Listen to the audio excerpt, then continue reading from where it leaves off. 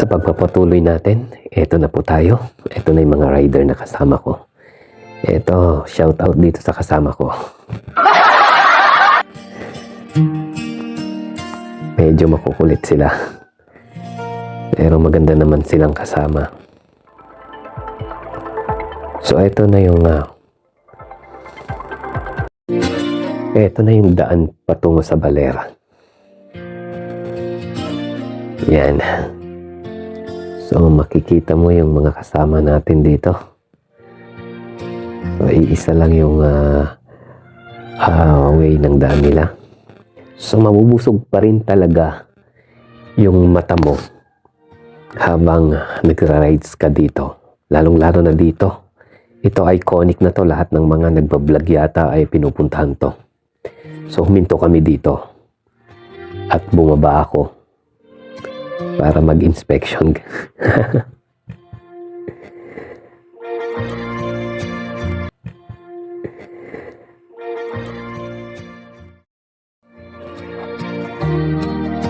So, napakaganda din. Mawawala yung lahat ng pagod mo.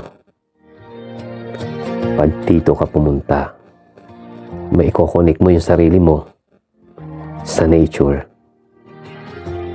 Tapos, meron ka pang mga kasama na makukulit. Ay nako.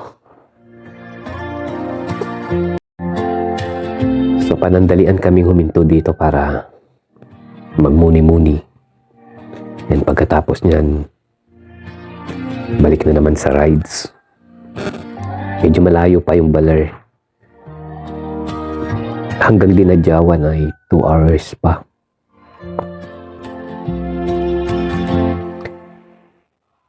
So, hindi ka maiinip habang nag-rides ka.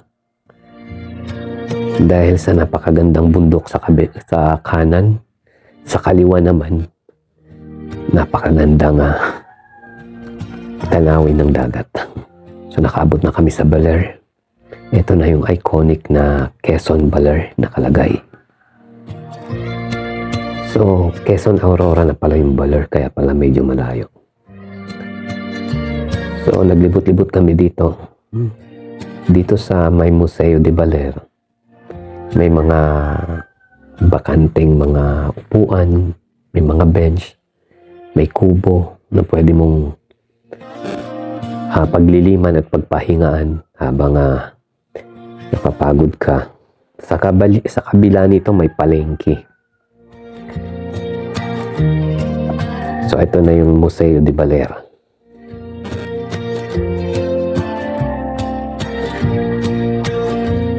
Ayan na. So, lalapitan natin. Hindi na kami pumasok dyan kasi pagod na kami. At tanghali na nun. Kumain na lang kami. Naghanap kami ng kakainan muna.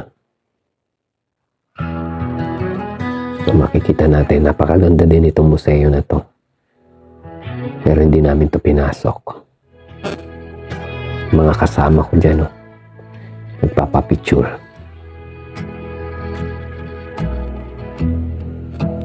Ayan. Si John Paul, oh. Nakatayo dun sa harap ng museo. So, hanggang dito na lang. Abangan na naman yung susunod pa. Hanggang sa muli. Salamat.